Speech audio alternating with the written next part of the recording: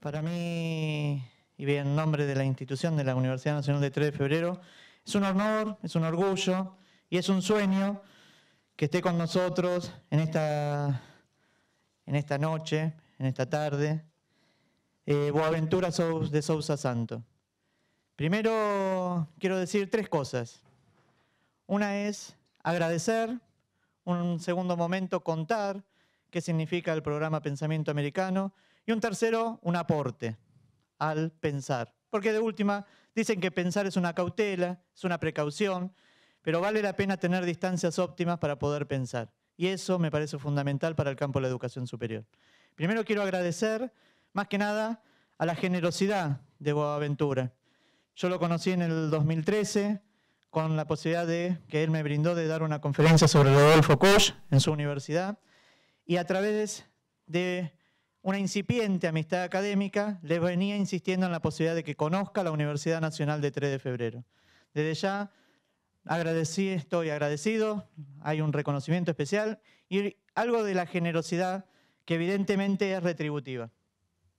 Agradezco a las autoridades de la universidad, al rector, al vicerrector, al secretario académico, por acompañar las distintas iniciativas que generamos desde el programa Pensamiento Americano, programa que viene a aportar a una currícula tan cierta, tan eurocéntrica, que evidentemente nadie se escapa de su sombra, pero que necesitamos otros vientos y otros aportes de lo más cercano. Siempre el jardín más bonito y más bello es el del vecino, pero nunca miramos lo propio. Y me parece que ahí Rodolfo Koch, entre otros tantos, José Santo en Chile, Santiago Castro Gómez en Colombia, Silvia Rivera Cusicanqui en Bolivia, Rita Segato en Argentina, Yamandú Acosta en Uruguay, vienen aportando a lo propio como una manera de pensar situado y desde ese pensar realizar acciones que tengan que ver con lo emotivo, con lo sentido, con lo atractivo y con lo significativo en el campo de la educación superior para dejar de ser una caverna y poder vincularnos y estar en la comunidad. Y en eso me parece fundamental las acciones que venimos haciendo desde el programa Pensamiento Americano.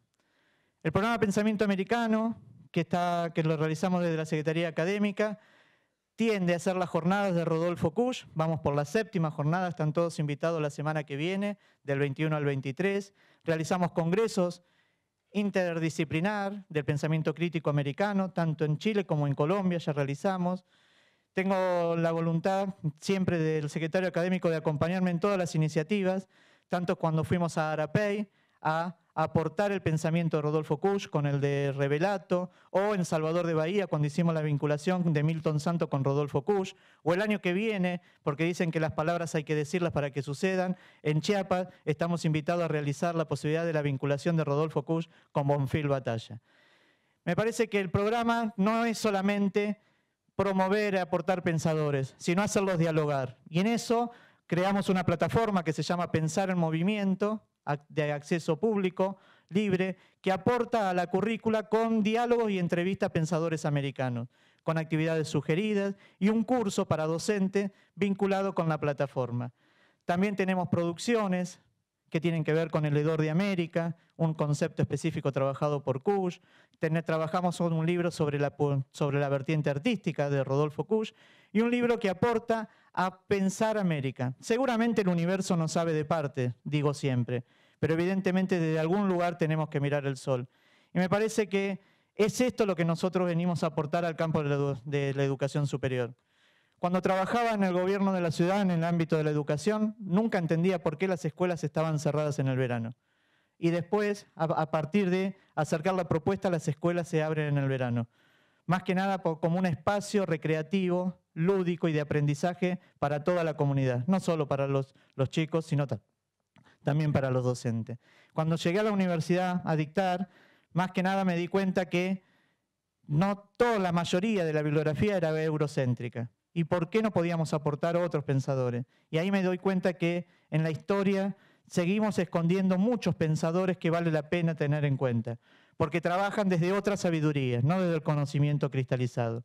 Y me parece fundamental, dentro de los agradecimientos que hice, y vuelvo a ese tema, agradecer a todo el equipo de la Secretaría Académica, a Mariana Ortiz, que es parte integrante donde yo tengo el lujo de trabajar con ella, a Julieta y a Sergio, que evidentemente hicieron todo esto para que hoy estemos acá reunidos. Y el último tramo, que me parece fundamental, también el agradecimiento a la generosidad de Alejandro Iglesias Rossi por todo el vínculo que venimos desarrollando, y ahí posteriormente va a estar la orquesta. Y también agradezco a Enlaces, ¿no? Que me parece fundamental la iniciativa, el sostener con el tiempo. No es solamente la posibilidad de estar, hay que estar para poder ser, y el ser hay que sostenerlo. Hay que arriesgarse a sostener un acto de valentía, y más en esta época donde resistir significa también poesía, resistir significa imaginación. Y por eso mi tercer tramo, primero voy a tomar un poco de agua, tiene que ver con el aportar.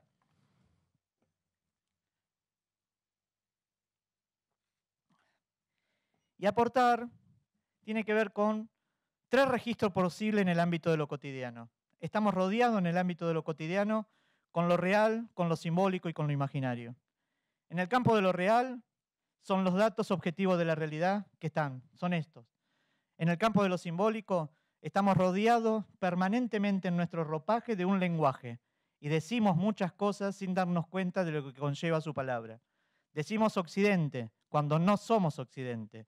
Occidente, en su etimología, convoca a su destino, decía un pensador. Occidente significa oxiso, significa muerte. Y me parece que América no es Occidente. Creernos la seducción del bienestar tecnológico de la modernidad para la mercantilización de la vida significa alejarse de una posibilidad distinta de entramar la educación para ampliar la expectativa y aumentar las esperanzas.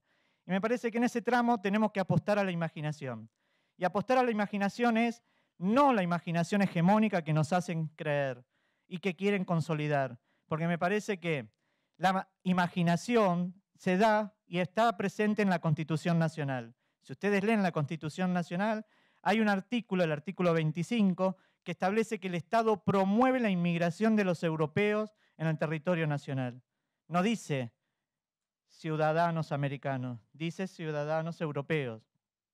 Me parece que el imaginario de esa sociedad, de esa clase hegemónica, al día de hoy continúa. Los pulcros, los puros, nunca entienden los impuros, pero lo que no se dan cuenta es que tanto lo puro como lo impuro es una conjunción en un mismo territorio. Me parece que la imaginación no es hegemónica, pero tampoco es de un acto de resistencia infantil.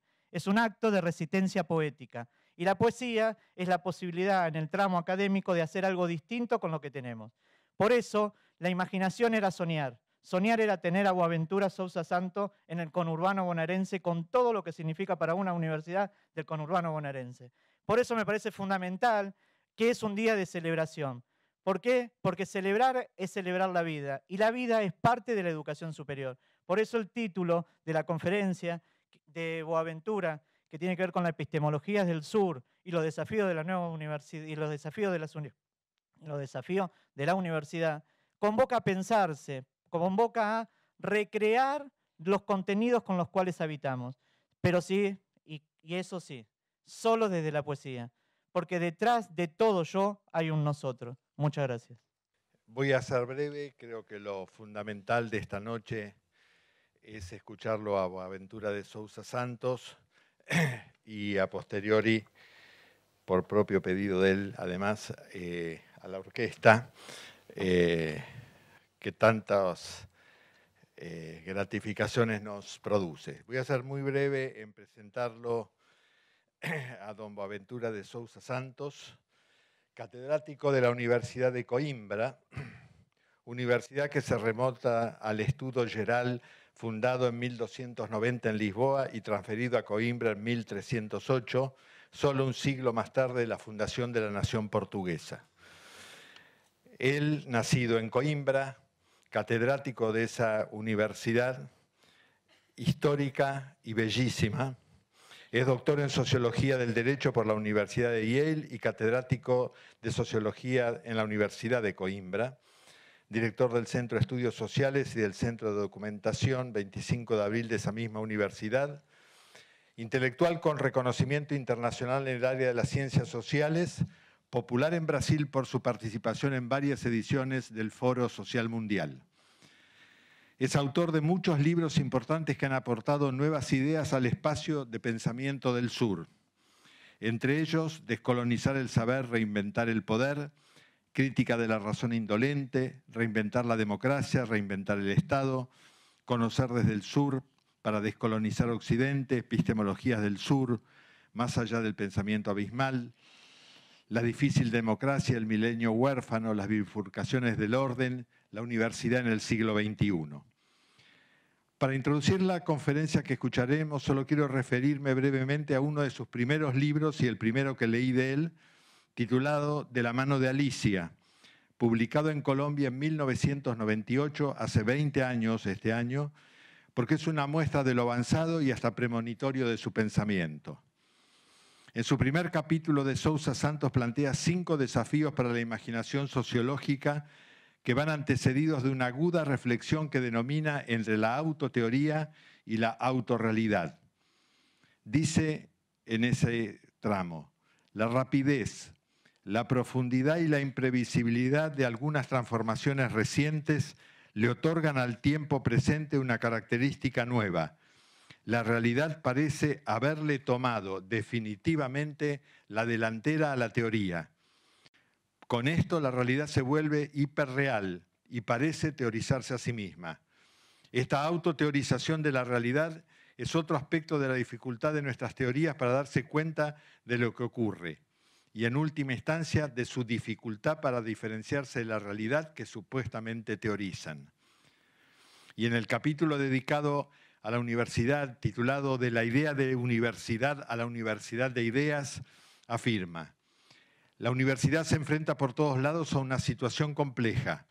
La sociedad le hace exigencias cada vez mayores, al tiempo que se hacen cada vez más restringidas las políticas de financiamiento de sus actividades por parte del Estado. Doblemente desafiada por la sociedad y por el Estado, la universidad no parece preparada para enfrentar los desafíos, más aún si estos apuntan hasta transformaciones profundas y no hacia reformas parciales. Además, tal falta de preparación, más que coyuntural, parece ser estructural, en la medida en que la perennidad de la institución universitaria, sobre todo en el mundo occidental, está asociada con la rigidez funcional y organizativa, con la relativa impermeabilidad a las presiones externas, en fin, con la resistencia al cambio. En ambos planteos, de Sousa Santos instala 2 cuestiones altamente inquietantes para la sociedad y en particular para la universidad. Es ese pensador quien hoy nos hace el honor de conceder su conferencia en nuestra sede en Caseros. Profesor, el estrado es suyo.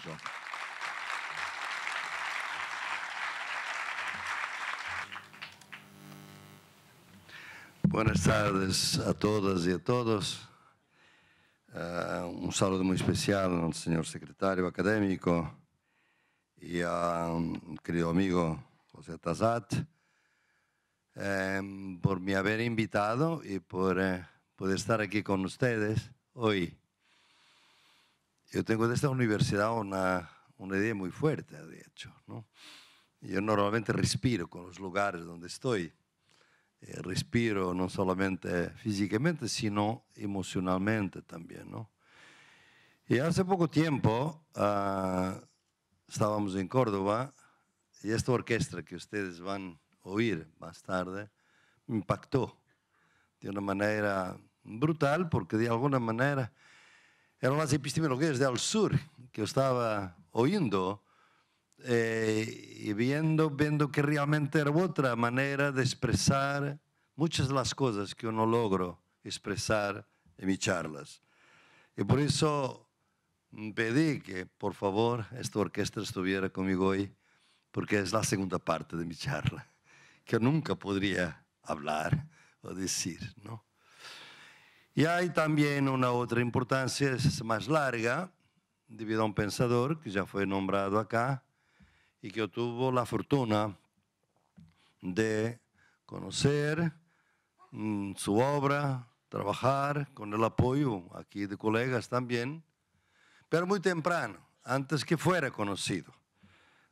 Rodolfo Kusch fue el segredo más bien mantenido durante mucho tiempo de un intelectual, por culpa de algunos intelectuales argentinos, que claro, no querían sombras y Rodolfo hacía sombra a mucha gente, ¿no? Esa es otra historia, pero la historia que esa ya no interesa hoy, porque Rodolfo Kusch es un pensador reconocido con todo mérito que tiene su obra. Entonces, yo estoy aquí exactamente porque pienso que nosotros estamos en un momento importante de lucha social, de lucha política. Para mí la lucha política, la lucha social tiene que estar en el centro de nuestro trabajo y casi nunca está. Y es por eso que necesitamos quizás de una ruptura epistemológica. Y estamos acá un siglo después de la revuelta de los estudiantes de Córdoba y del manifiesto, donde se dice que los dolores que quedan son las libertades que faltan. Me pregunto hoy, un siglo después, ¿qué libertades todavía nos faltan? ¿Qué ganamos en este siglo? ¿Qué perdimos si hay retroceso? Es el centenario de los jóvenes de Córdoba que transformaron la universidad. No la transformación que quizás hoy gustaríamos de tener. Sus enemigos eran tal vez no tan fuertes y tal vez cuantos son hoy, digamos así. Este neoliberalismo global, pero una iglesia conservadora, un poder oligárquico conservador que creaba mediocridades sistemáticamente dentro de la universidad, y fue por eso que se rebelaron.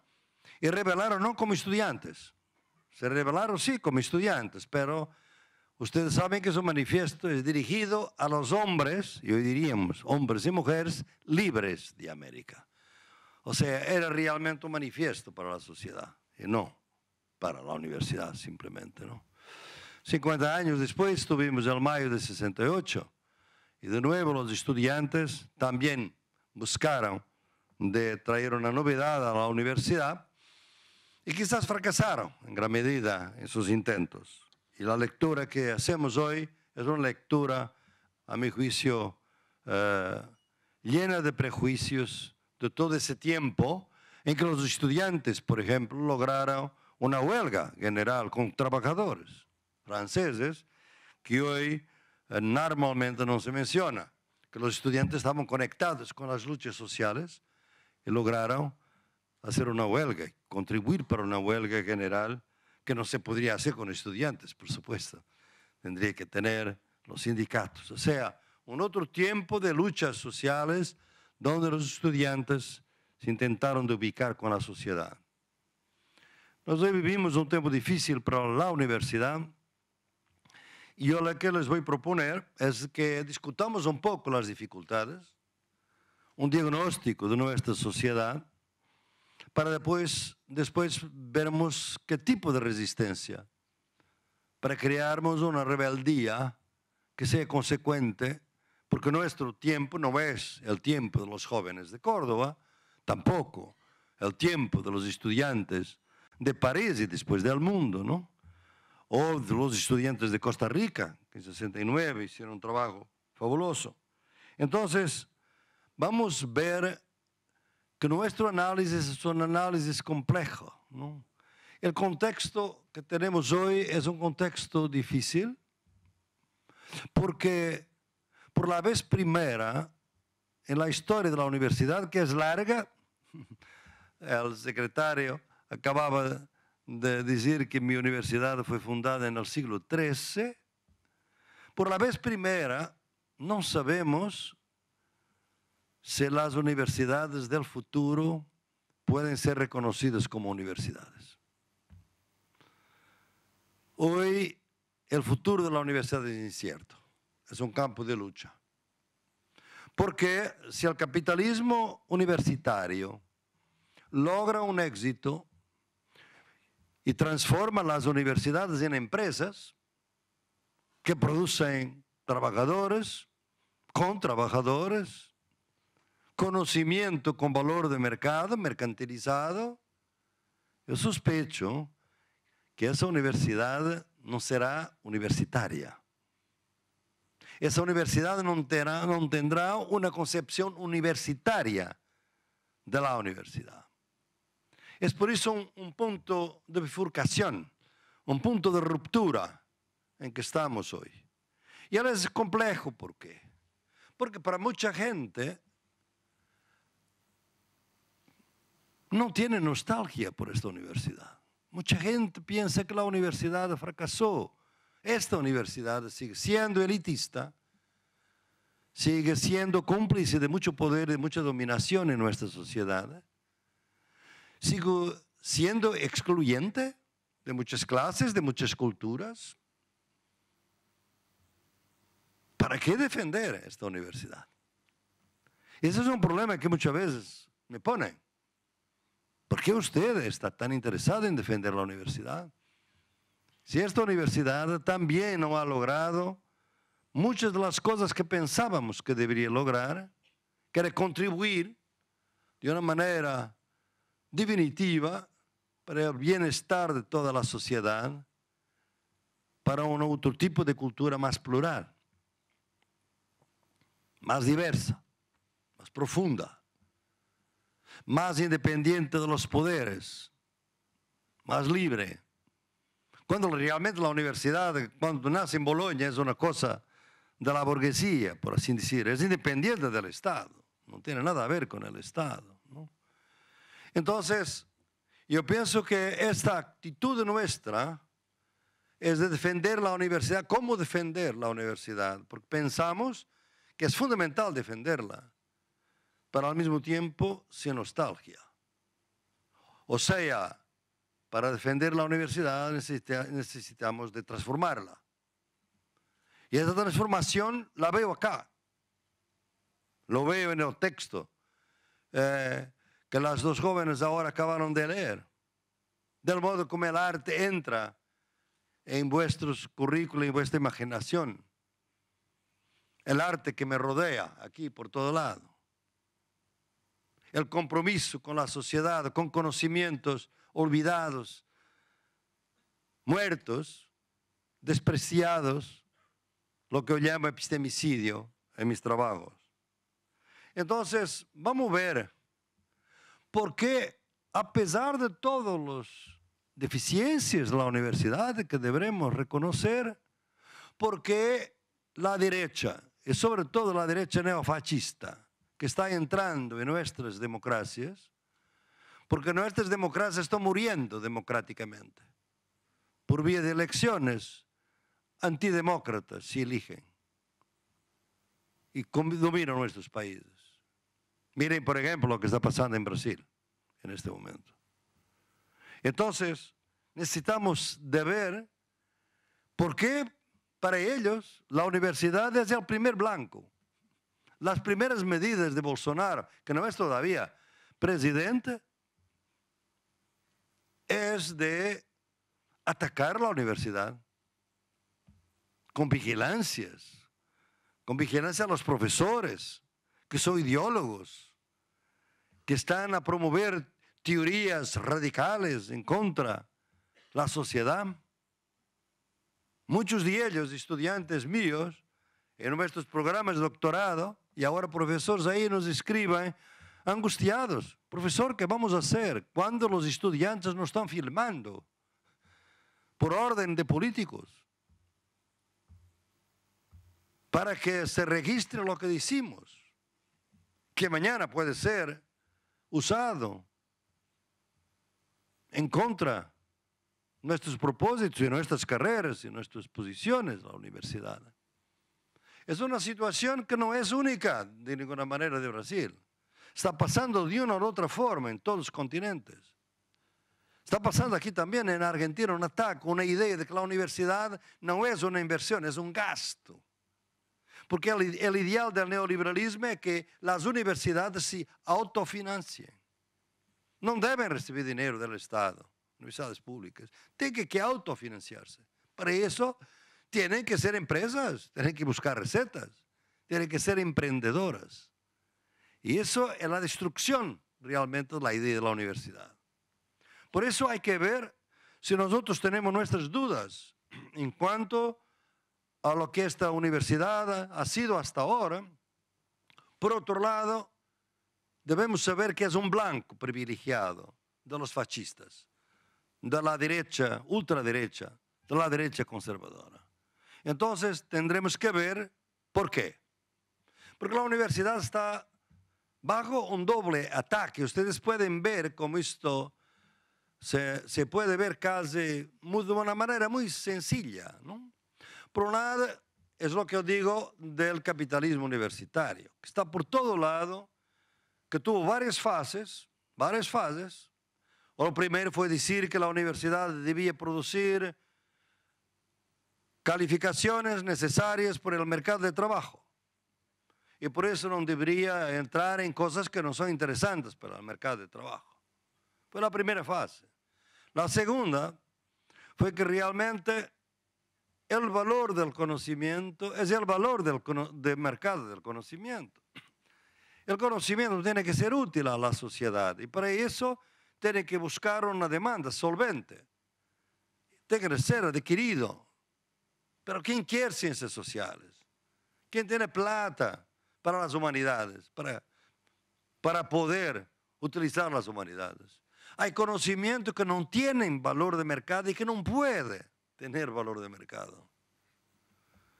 Yo trabajo la mitad del tiempo en una universidad americana, Madison, Wisconsin, hace 35 años, y veo cómo se cierran los departamentos de humanidades, de literatura, al mismo tiempo que crecen los departamentos de nanotecnología, biotecnología, etcétera, etcétera. Conocimiento tiene valor, se tiene valor de mercado. Y la tercera fase que está ahora es que la universidad debe ser una empresa. Los profesores son obreros, trabajadores calificados, los rectores deben ser gestores de empresa y los estudiantes son consumidores, nada más que eso, ¿no? Y por eso no debe haber becas, hay préstamos.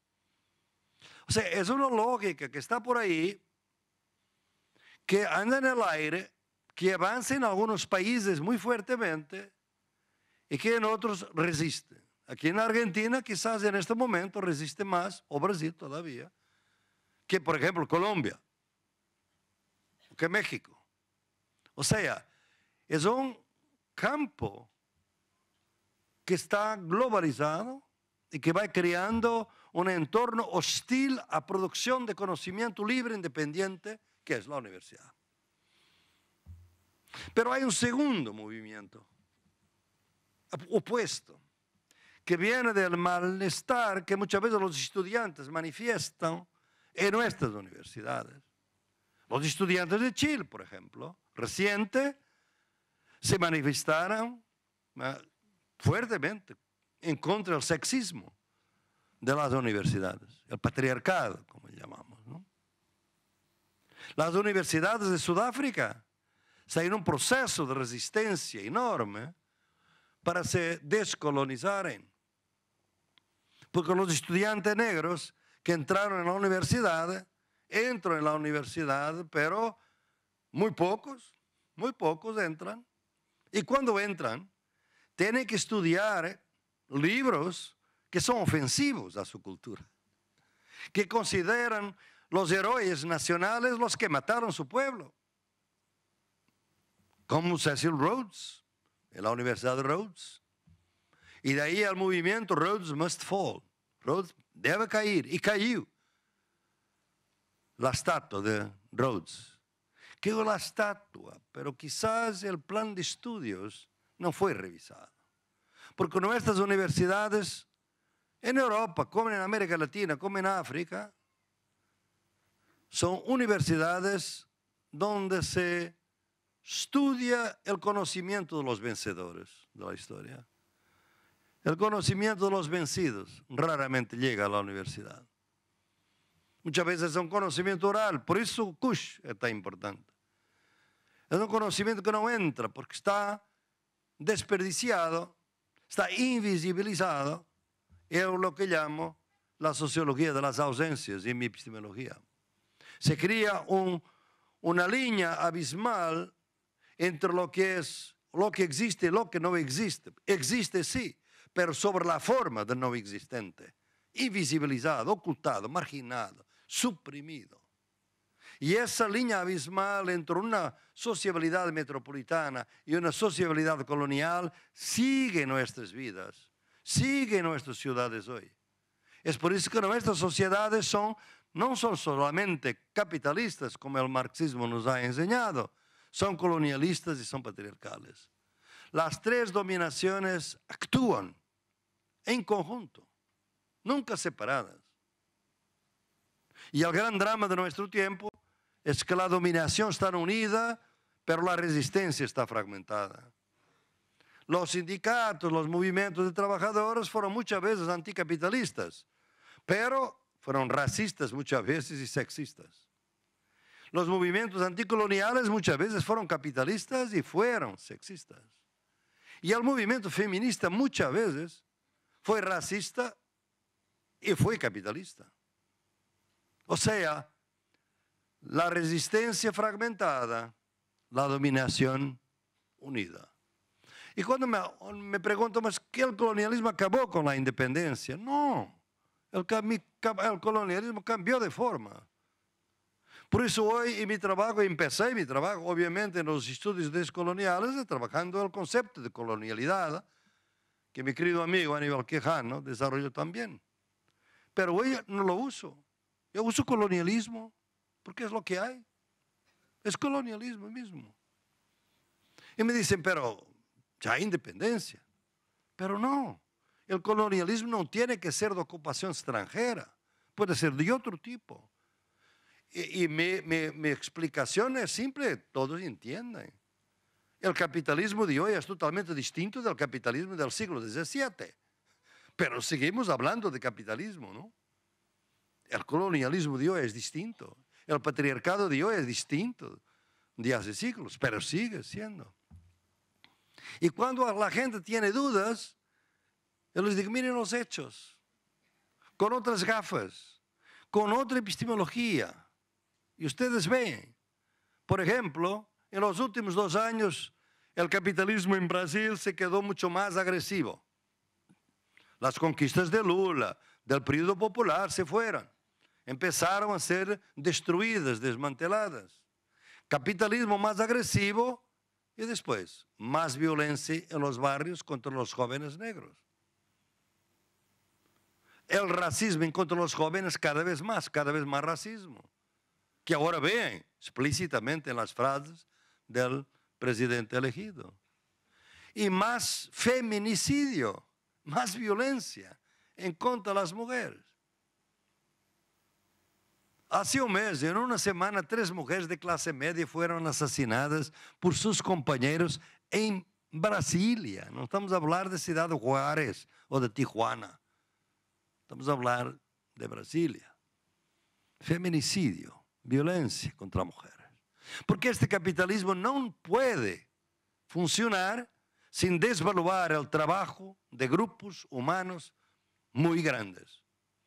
Desvaluar significa, como decía Frantz Fanon, llevarlos a la zona de no ser.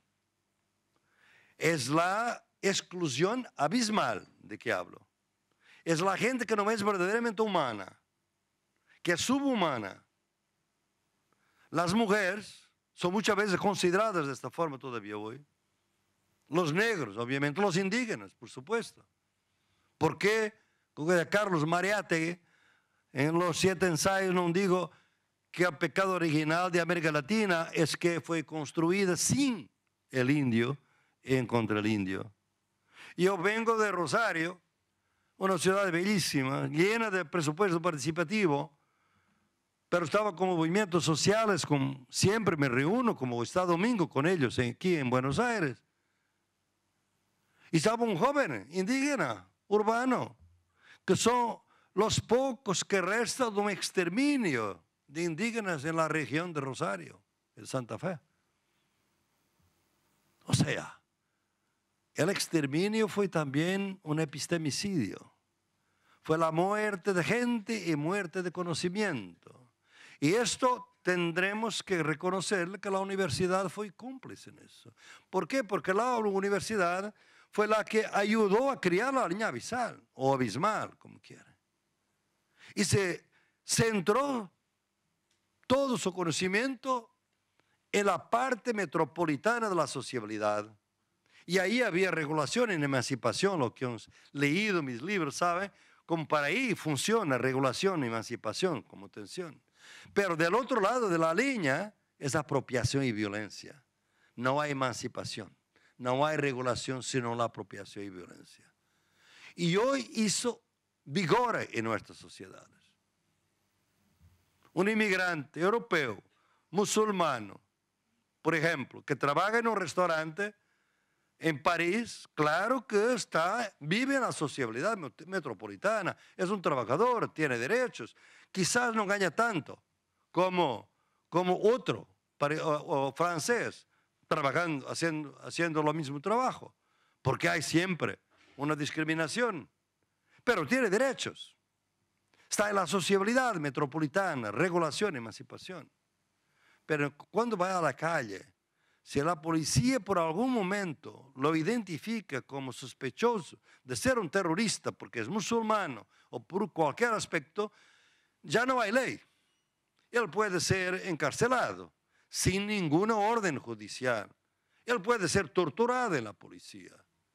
Dejó de ser gente. Atravesó la línea abisal. Y muchas mujeres en nuestra sociedad que trabajan también en restaurantes o en fábricas con sus derechos, vive la sociabilidad metropolitana. Pero cuando va a la casa, puede en el bus ser violada, como pasa en India frecuente. Y llega a la casa y puede ser asesinada por su compañero. En ese momento, ella dejó de ser gente, pasó a ser subhumana. La exclusión pasó a ser abismal, sin derechos, zona de no ser. Nuestra universidad durante mucho tiempo miró básicamente este lado más claro de la sociabilidad. Los derechos humanos universales es todo lo que pasa en la sociedad metropolitana. Ahí había emancipación, sí, claro. Pero en las colonias no había emancipación, había apropiación y violencia. Hoy esta línea abismal cruza, atraviesa nuestras sociedades, nuestras ciudades. La ciudad de Buenos Aires está llena de líneas abismales, donde de un lado hay una sociabilidad protegida y de otra no hay. ¿Cómo damos cuenta en eso? Con nuestro conocimiento. Entonces los estudiantes que están entrando con propuestas de inclusión en Sudáfrica, en Brasil, en Inglaterra, ven que la universidad sigue considerando héroes nacionales los que mataron su pueblo. Ustedes han visto aquí esto, ya discutido también en Argentina. Nosotros estamos en una discusión en Portugal sobre un jesuita que realmente tuvo un papel fundamental para proteger a los indígenas. ¿Pero a qué precio? Defendiendo la esclavitud. Y los negros no contaban para él. Un héroe nacional, un gran hombre de gran progreso, pero para los indígenas sí, no para los negros. 150 millones de personas, estamos hablando. Muchos quedaron muertos, fue lo destino de los negros, fue quedar muertos en los océanos, como ahora son muertos en este cementerio líquido que es el Mediterráneo. Es eso. Entonces, necesitamos realmente de ver que la universidad al mismo tiempo que es tan fundamental, es fundamental que veamos cómo se puede transformar para denunciar la línea abismal y superarla. Con otra epistemología, por supuesto. No puede ser esta. Pero al mismo tiempo hay que defenderla como institución pública. Y tenemos que hacer esa defensa y no somos contradictorios. Hay que defenderla. Les doy ejemplos, y ejemplos no de aquí, para que ustedes piensen que esto es una cosa que sucede simplemente en las periferias o no sé qué más. No. Les doy ejemplos de Inglaterra. Un colega mío, que mucho estimo, que un gran sociólogo, que murió en 2013, Norman Geras, escribió varios libros de teoría social publicados por una respetada editora de Londres llamada Verso, Y uno de ellos, sobre estudios sobre la revolución, analiza las diferentes formas de lucha social. Entre ellas, la lucha armada. Y es crítico en relación a la lucha armada. Cuando miramos los logros de la lucha armada a lo largo del siglo XX, quizás el balance no es muy positivo, no se lograron. Y yo realmente podría concordar en este momento, soy miembro de la Comisión de Verdad del proceso de paz en Colombia, y realmente veo que la lucha armada no logró sus éxitos, pero tampoco la paz los logra, ¿no? Y es por eso que Norman dice, en ciertas condiciones es posible que la única lucha posible es la lucha armada. Bien, la universidad decidió censurar este libro porque este libro puede contribuir para radicalizar a los estudiantes. Hay un programa en las universidades del Reino Unido llamado Prevent, prevenir, que es impedir que los estudiantes, sobre todo, pienso que están pensando los estudiantes islámicos, que se radicalicen. Entonces, no deben estudiar libros que pueden radicalizarlos. Y cuando los profesores indiquen esos libros, tienen que decir y registrar qué estudiante estudió ese libro y leyó o escribió un ensayo sobre el libro. Censura propia dentro de la universidad y la más antigua democracia del mundo. Una colega mía, socióloga joven, va a hacer el cuestionario para un examen a sus estudiantes, decidió, porque eran temas sobre estas cuestiones, decidió ir a la policía, mostrar el cuestionario, las cuestiones, para saber si la policía pensaba que había alguna cosa sensible. Fíjense ustedes, imagínense. Alguien ir a pedir a la policía para ver si las preguntas están bien o no. Estamos a hablar del Reino Unido, no estamos hablando de Bangladesh. Entonces, hay aquí una mezcla de ataque a la universidad, que es por un lado el capitalismo universitario y por otro lado una censura, una disciplina que viene de un neoliberalismo disciplinario, que quiere producir una total ausencia de alternativa. Y no hay política sin alternativa. Como no hay alternativa, no hay política, hay que despolitizar. Y por eso no vamos a hacer críticas ideológicas. Las críticas de corrupción, lo que sea, todo despolitizado. No hay crítica política más, ¿no? Y por eso todo que pueda ser político es radical.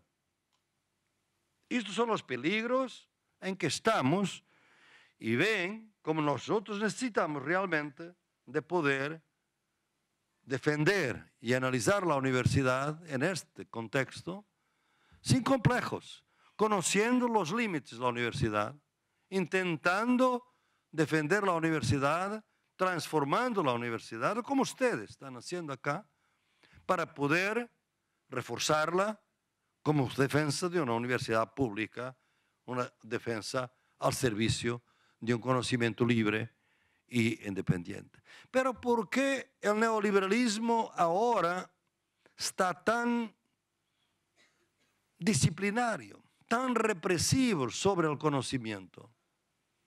En un país grande como India, que tiene casi 2 billones o 1 billón, 1.000 millones de personas, el gobierno dejó de pedir estudios de políticas públicas a la universidad. Los pide a empresas de consultoría, casi todas norteamericanas, porque no tiene confianza en los profesores de la universidad. Son demasiado radicales, son demasiado independientes, no son suficientemente atentos a los objetivos del gobierno. Y claro, las empresas de consultoría, ¿qué hacen? Hacen estudios para comprobar lo que los que pagan los estudios quieren que se compruebe. Es el fin del conocimiento libre, independiente. Entonces, corremos riesgos muy importantes. Pero hay otras razones por las cuales la universidad está sob ataque.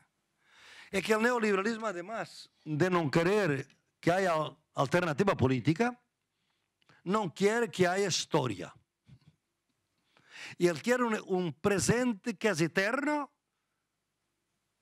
Fukuyama lo nombró fin de historia, pero eternamente obsolescente. O sea, eternamente en proceso de obsolescencia, de caducidad, que es el consumo.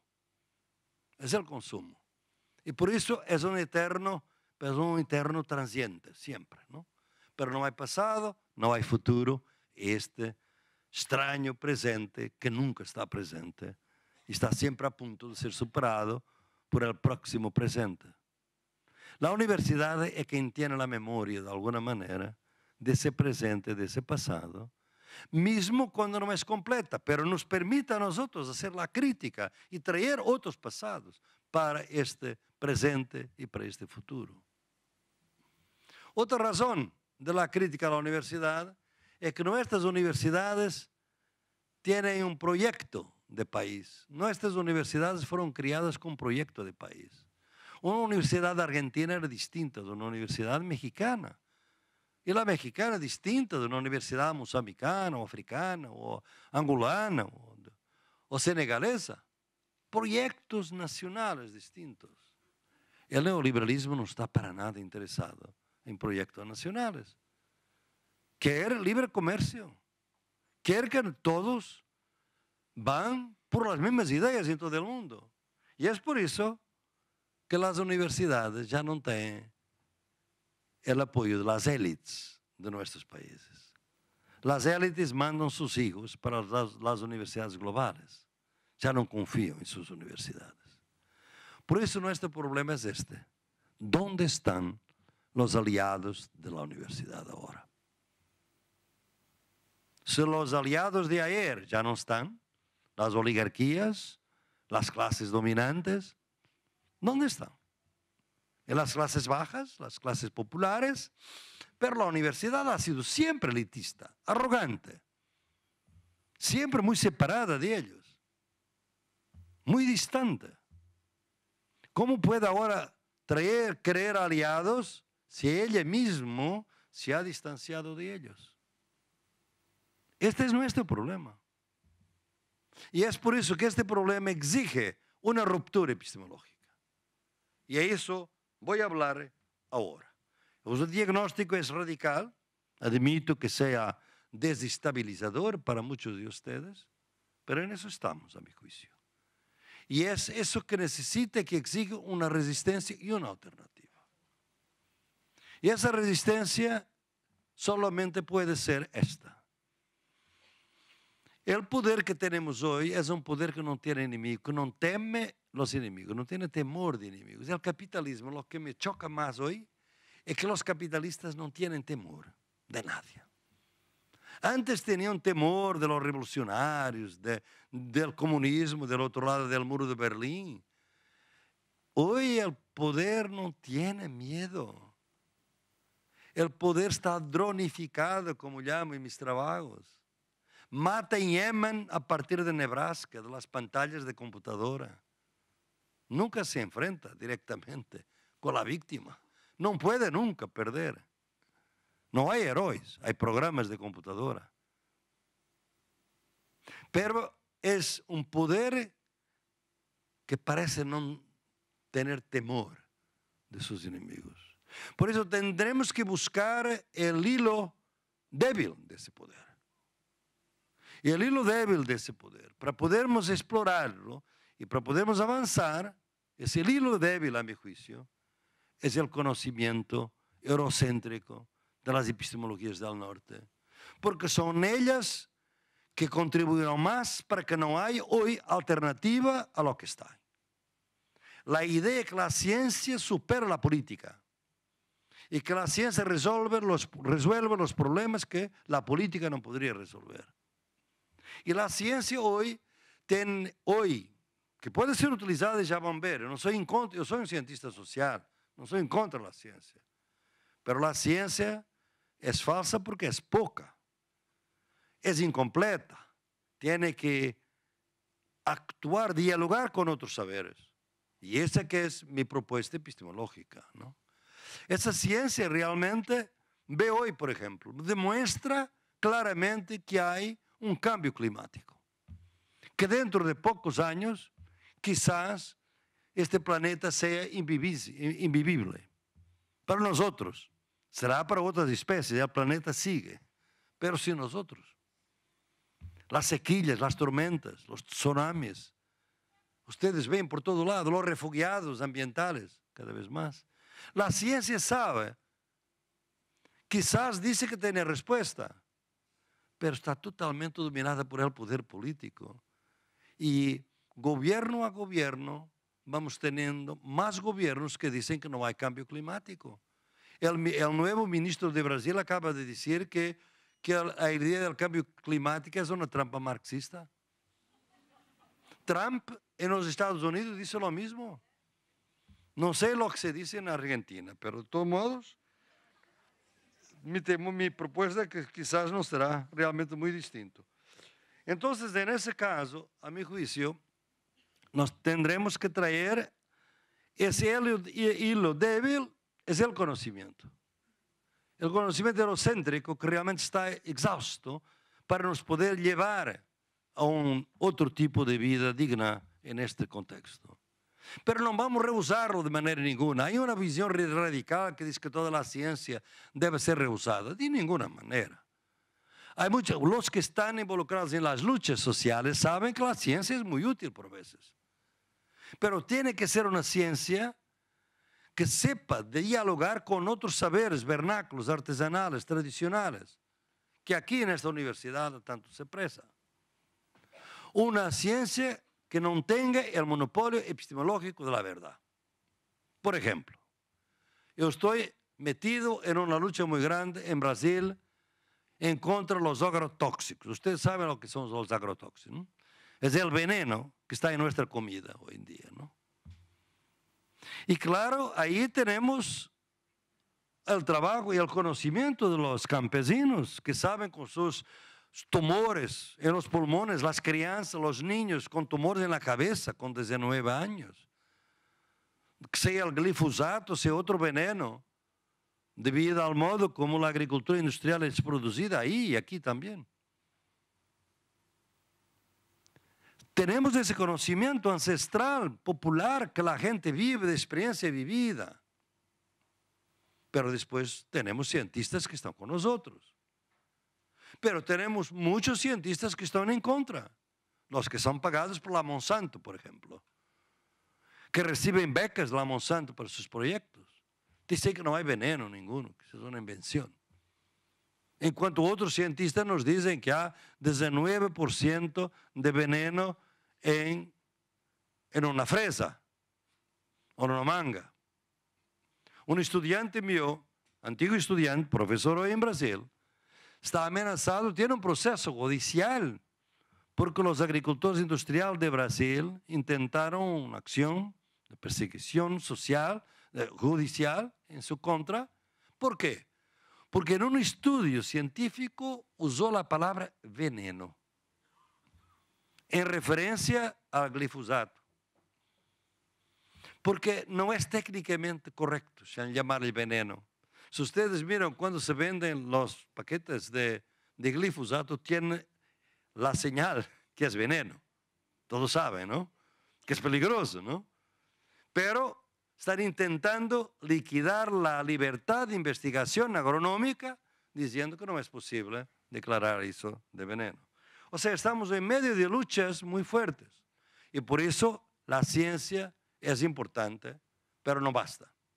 Porque la ciencia tiene que saber dialogar con otros conocimientos de cosas que no puede conocer. Y eso para mí, toda mi epistemología es eso. Epistemología es del sur, es el intento de validar conocimientos nacidos en la lucha. Si la dominación es capitalismo, colonialismo y patriarcado, ¿dónde está la ruptura epistemológica?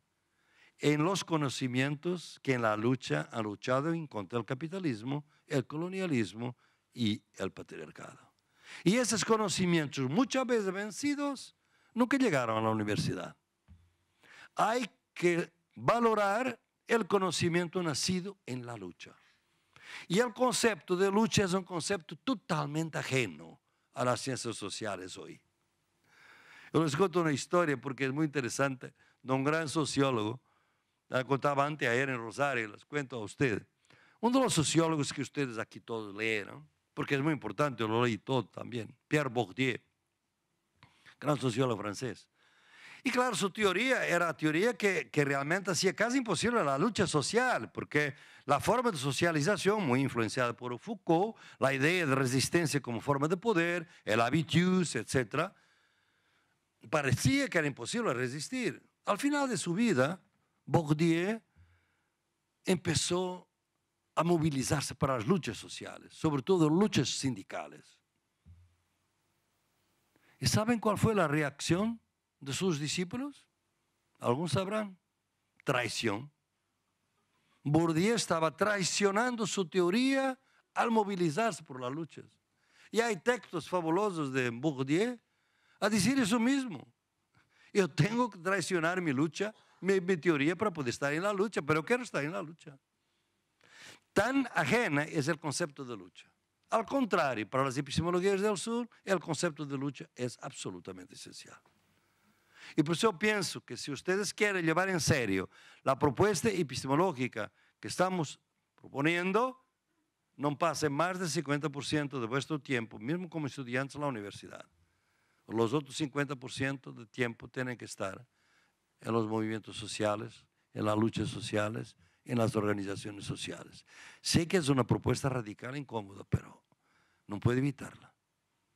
¿Por qué? Porque las ideas de las epistemologías del sur no es una disciplina filosófica para quedarse aquí como sea la perspectiva feminista, no.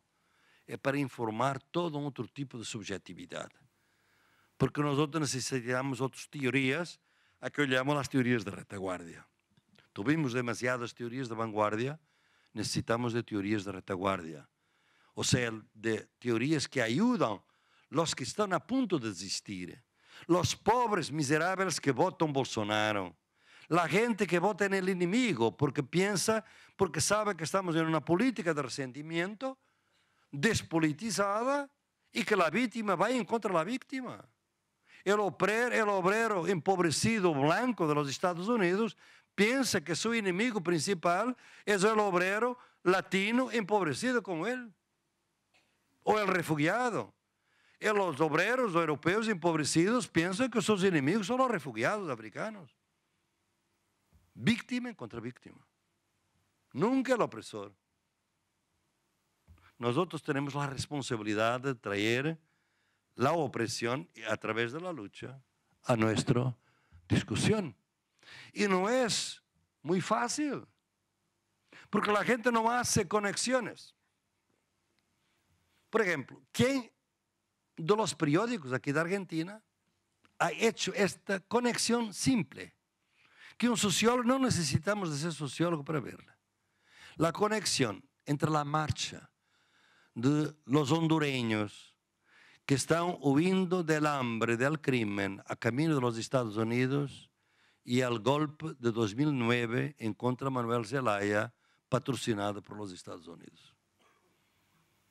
Un presidente elegido, democráticamente elegido, que no era un radical perigoso socialista, peligroso socialista, quería dar de comida a la gente como Lula, fue retirado, neutralizado, y 10 años después, ustedes ven estas masas de hondureñas que no tienen que comer en Honduras y que van a los Estados Unidos.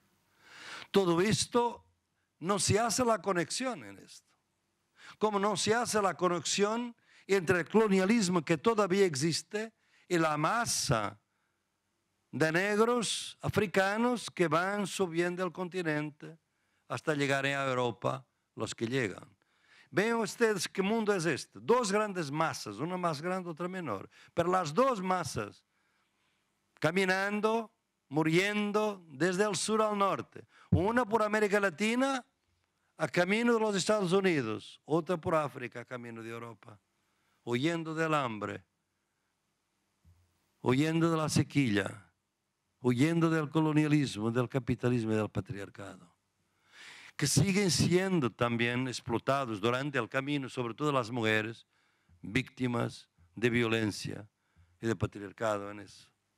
Es un mundo que se está polarizando de una manera brutal y nuestras universidades tienen obligación de poder traer la cuestión de la lucha para adentro y traer los conocimientos nacidos en la lucha.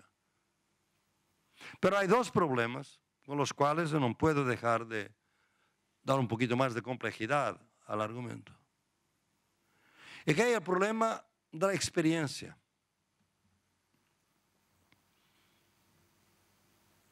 Para yo me solidarizar contigo, yo tengo que tener una experiencia de la opresión. Pero yo no soy negro, ¿cómo puedo solidarizarme contigo? Yo no soy indígena, ¿cómo me puedo? Yo no vivo la experiencia del racismo de la misma manera. Yo soy hombre, no soy mujer. Yo soy blanco, no soy negro, no soy indígena. ¿Cómo es posible transmitir y solidarizar una experiencia que es vivida en los cuerpos? Nuestra ruptura epistemológica quiere decir que el pensamiento es corpóreo, porque en la lucha mueren, sufren los cuerpos. Y nosotros no sabemos, a pesar de las grandes lecciones de Orlando Falsborda, del sentir pensar, nosotros no sabemos corazonar, no sabemos trabajar con nuestros sentimientos de solidaridad. Queremos la distancia fría de una racionalidad fría. No conoce lo que llamo la razón caliente. Oímos, pero no escuchamos. Vemos, pero no queremos ser vistos. Observamos, pero no queremos ser observados. Nuestras metodologías son extractivistas. No somos de la minería mental, muchas veces. Como las minerías extraen recursos naturales, nosotros extraemos muchas veces recursos mentales de gente con quien hablamos, pero que no consideramos que tienen conocimiento como nosotros. Tienen información. Distinguimos entre información y conocimiento. Hay que saber que nuestro conocimiento científico, que es válido, que es útil, tiene que entrar en lo que llama una ecología de saberes, con otros saberes. Hay que estudiar con y no estudiar sobre. Y no es fácil, porque en la experiencia es un problema fundamental. Los psicólogos aquí, sociólogos sabrán, y los filósofos también. Es que la diferencia fundamental es esta. Es que hay personas, grupos, que no tienen la opción de no vivir esta experiencia. Si yo soy mujer, tengo que vivirla, no puedo vivir otra. Los que son solidarios son los que tienen la opción de no vivir la experiencia. Yo me solidarizo con el movimiento indígena, pero no soy indígena. Y esta es una responsabilidad enorme, porque la gente que no tiene opción tiene otra forma de experiencia distinta de nosotros. Y por eso nosotros tenemos que casi luchar en contra nosotros mismos para podermos manejar esta experiencia profunda de los sentidos y de la solidaridad. Y esta idea de la experiencia me lleva al último problema que nuestras epistemologías desafían la universidad para defenderla en el futuro. Es la cuestión de la autoría. ¿Quién es el autor de nuestras tesis doctoradas de maestría? ¿Nosotros? ¿O tantas personas en cuyas comunidades nosotros vivimos, con quien estudiamos, que entrevistamos, que observamos? ¿No son también coautores? El conocimiento oral en gran medida, y Kusch lo muestra muy bien, es colectivo. También no hay autoría muchas veces, ¿no? Pero el conocimiento oral, y es curioso, fueron los africanos que trajeron un concepto nuevo, porque los conceptos nuevos vienen de la experiencia. Pius Irimu, un gran lingüista de Uganda, que inventó el término oratura. En el último libro que va a llegar próximo, se llama El fin del imperio cognitivo, que va a publicarse por Trota en España, marzo-abril, ustedes ven cómo estudio el concepto de oratura. Pius Irimu lo que vio fue que si yo hablo de literatura oral, es algo derivado, porque empiezo con el término oficial, literatura, y después oral. Es algo menor, literatura oral. Pero la oratura tiene una autonomía estética y por eso debe ser oratura por oposición a literatura.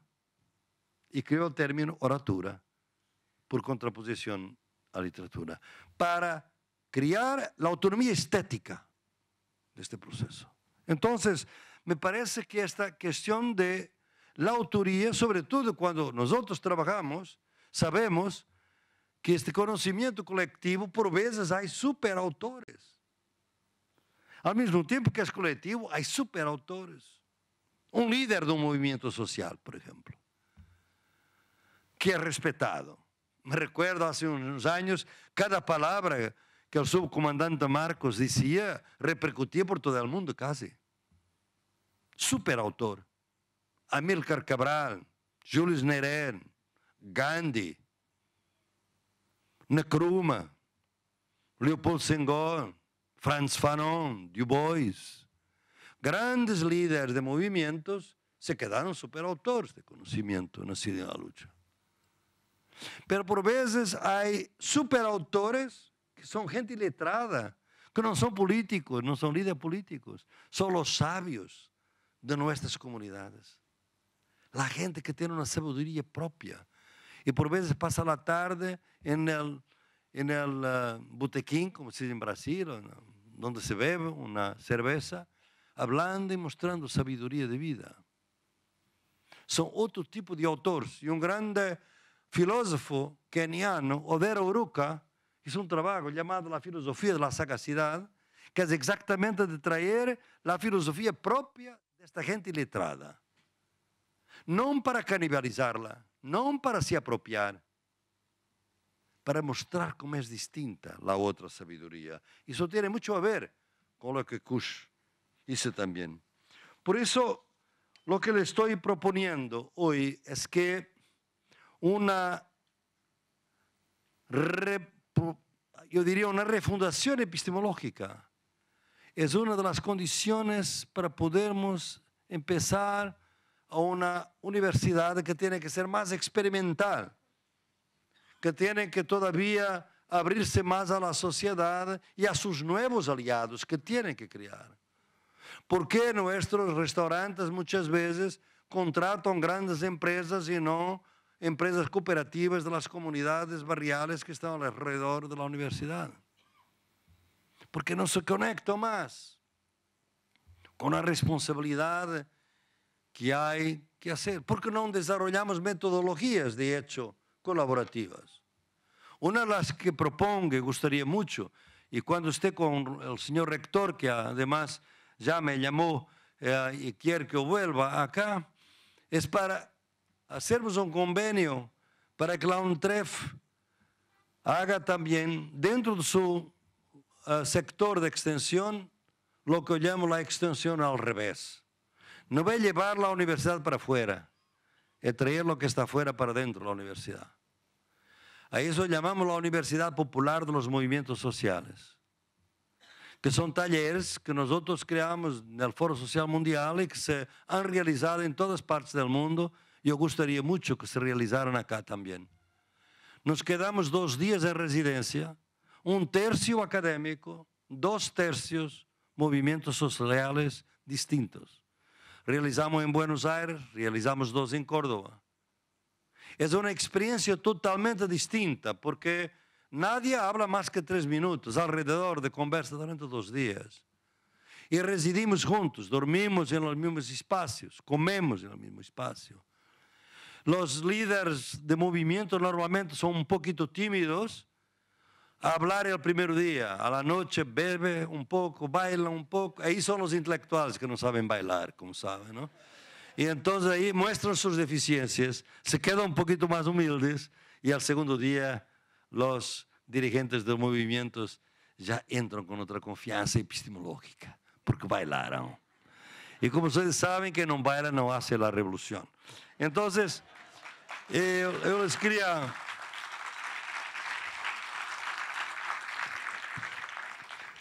Yo les quería decir que hay mucho que hacer para podermos realmente lograr los pequeños, limitados momentos de libertad que existen en nuestra sociedad para transformarlos en liberación. Todo nuestro propósito es distinguir entre la libertad autorizada y la libertad no autorizada. La libertad autorizada es la hegemónica, la contrahegemónica es que transforma la libertad en liberación. O sea, reconoce los límites, pero no reconoce la legitimidad de los límites. Reconoce la rigidez de los límites, pero no la inmovilidad. Y por eso puede avanzar, forzar los límites al límite. Dice que es radicalizar la lucha. Yo pienso que si hacemos eso, es un proceso largo que puede tener varias metodologías. Hablé de esta, pero podía hablar de otras que podríamos. Por ejemplo, los raperos son hoy una presencia muy fuerte en todo mi trabajo. El Islam, la poesía Islam, o Slam, o Ilam, como usted llama. Trae jóvenes con otra cultura para dentro de la universidad. Hay mucho que hacer, pero vale la pena. Vale la pena porque estamos en un tiempo donde no hay recetas. Las vanguardias realmente sufrieron demasiado y por eso decía ya en 94 por la mano de Alice que la teoría no estaba a teorizar la práctica y la práctica se autoteorizaba. Es eso en que estamos. Por eso hablo de las teorías de retaguardia y ir despacio con los que están a punto de existir para construir una sociedad mejor. Y eso para mí el objetivo que debemos tener con estas epistemologías del sur y con esta propuesta de defender la universidad pública. Es que nos ayude no a ser conformistas, sino a ser rebeldes competentes. Muchas gracias.